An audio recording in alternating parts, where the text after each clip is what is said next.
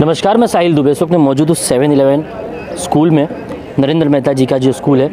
आज नरेंद्र मेहता जी ने यहाँ पे प्रेस कॉन्फ्रेंस ली और उन्होंने ये जानकारी दी कि कल उनका जन्मदिन है और इसी जन्मदिन के दिन पर वो राजनीति में फिर से सक्रिय हो रहे हैं। इसी जानकारी को देने के लिए उन्होंने आज प्रेस कॉन्फ्रेंस ली और पत्रकारों को इसकी जानकारी दी। शहर भर को उन्होंने इस चीज़ की जानकारी दी। आइए सुनाते आपको उन्होंने हमसे बात करते हुए क्या कहा। आज से फिर आप सक्रिय राजनीति में सक्रिय हो रहे हैं, क्या कहेंगे? जोर से। इस शहर के जनता का बार बार एक निवेदन था, या निवेदन से ज़्यादा कि उनका एक प्रेम था, और बार बार मुझे वो कहते थे कि आपको राजनीति में फिर से सक्रिय होना चाहिए।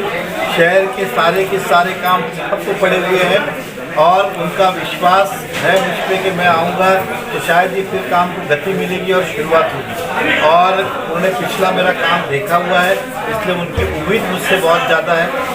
साथ ही साथ जिस पार्टी को मैं बिलोंग करता हूँ उस पार्टी के सभी कार्यकर्ता की इच्छा है कि मैं फिर से सक्रिय भूमिका लूँ।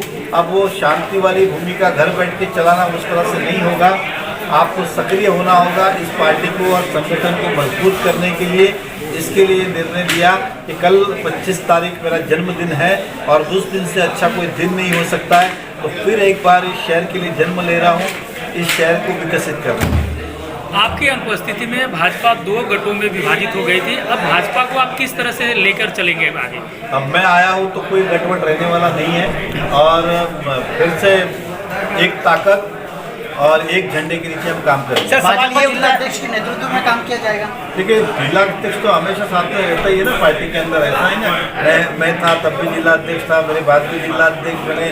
जिला अध्यक्ष के साथ ही पार्टी काम करती है। लेकिन जो भी काम होगा, जो वेस्ट में बना है कार्यालय और ईस्ट में भी कार्यालय है, तो काम कहाँ से होगा सर? आप क्या उसको मानते हैं राष्ट्रीय कार्यालय? काम करने के लिए आदमी लगते हैं ना, कार्यालय तो कोई भी हो, आप आपका कार्यालय देखें तो वहाँ से शुरू करूँगा। लेकिन वैसे यहाँ पे मेरी ऑफिस के नीचे कार्यालय है, वहाँ से फिर से जोर शोर से शुरू करूँगा। जिला अध्यक्ष पद को लेकर जो जिस तरह से और आपकी कुछ वरिष्ठ नेता भी आएंगे भारतीय जनता पार्टी के?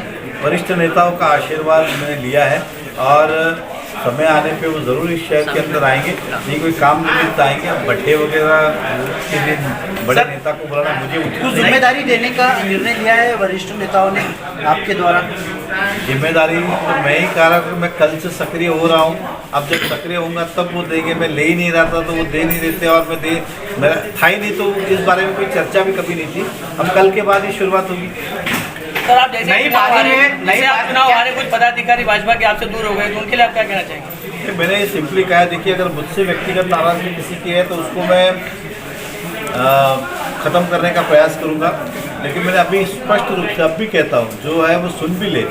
अगर पार्टी से किसी ने गद्दारी की है और जनता से, जिस जनता ने चुन के दिया, अगर उनसे गद्दारी की है तो उनको मैं जब तक पार्टी में कोई माफ़ी नहीं। सर, अभी भी कई लोगों का ये कहना है बाजी खत्म होती हुई नजर आएगी क्या भाजपा की? ये तो चलते रहे। मीरा भाईंदर में आपकी नई पारी में भाजपा के अंतर्गत जो गुटबाजी है वो खत्म होगी क्या? मीरा भाईंदर के अंदर आप जानते हैं कि सबसे बड़ी पार्टी भारतीय जनता पार्टी, इतना बड़ा परिवार, इतनी नजर से वो कुछ चीज़ें रहने वाली है, वो रहने वाली है। ख़त्म करने का हम प्रयास करते रहेंगे, लेकिन ये सब चलते रहता है, उससे कोई शहर के डेवलपमेंट में फ़र्क नहीं पड़ेगा और संगठन में फ़र्क नहीं पड़ेगा। सर, अब भी कई लोगों का ये कहना है कि जो आपका निर्णय था वो सिर्फ, कई लोगों का ये अब भी ये मानना है कि सिर्फ एक स्टंट था, आप थे, है और हमेशा रहेंगे राजनीति में। किस बात का स्टंट था? चुनाव था क्या स्टंट लेने के लिए? स्टंट किस बात कर रहे हैं? मैंने, अगर आप मेरा स्पीच सुनेंगे तो अभी भी है, मैंने आखिरी लाइन सुनिए। मैंने ये कार के राजीनामा दिया था कि मेरी गलतियों के कारण पार्टी क्यों जवाबदार बने, इसके लिए मैं अपने पदों से राजीनामा देता हूँ। मेरा ये स्टंट क्या है उसमें, आप समझ के चलिए। काय का स्टंट है? कोई चुनाव है क्या स्टंट लेके अभी मेरे को? नहीं, लोगों का मानना है कि आप हमेशा सक्रिय रहे ही है, जिस तरह आपने कहा कि मैं हर वक्त किसी न किसी माध्यम से काम करता रहा हूँ मीरा रोड में। सर, आपको क्या लगता है मेरे कार्यकाल में काम हुए? अगर आपको मौका मिलेगा, नहीं, यही जनता की सोच है, आप समझ। मैंने कहा कि मेरे वापस आने का सबसे बड़ा कारण जो था कि इस शहर की जनता से मैंने पूछा, लोगों ने भले उसको स्टंट कहा होगा, लेकिन मैं जी सर, मेरा वही सवाल था। अब मैं आप में से 10 लोग को पूछता हूँ कितने हो सकता, अगर आप मेरे को 9 लोग बोलेंगे कि वापस आओ, तो फिर आप उसको स्टंट कहेंगे क्या? सक्रिय राजनीति के लिए आपने जनता से जनमत मांगा था मिस कॉल का, क्या रिस्पॉन्स रहा उसमें, कितने लोगों ने कॉल किया? मुझे करीबन 70,000 लोगों ने कॉल किए, मतलब कॉल, व्हाट्सएप और मैसेज सब मिला के 70,000 थे। ये जनता का मुझे रहा।